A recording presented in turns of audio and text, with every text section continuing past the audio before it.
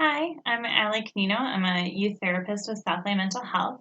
And today I thought it would be maybe helpful to offer a few tips and tricks or strategies on how grown-ups can handle managing conflict between one another during this quarantine. So I'm hearing from a lot of families that it's been really interesting, kind of the whole family being under the same roof.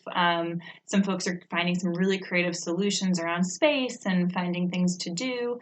But certainly a big stressor is what to do if you and your partner or spouse or roommate need to get into some sort of conflict or kind of have a fight when you've got young humans, little humans kind of in earshot. So first things first, I want to definitely normalize and validate that conflict is a very normal part of relationships. And so hopefully you've never been told by a therapist or a mental health professional that you should never fight because we're human, that happens. I will say now is a great time to, talk to your partner about, what are some sort of fair fighting rules that we want to agree on? Can we agree to not name call? Can we agree to give each other space when we need it? So in addition to some of those tricks that you and your partner, you and your roommate should kind of work out together.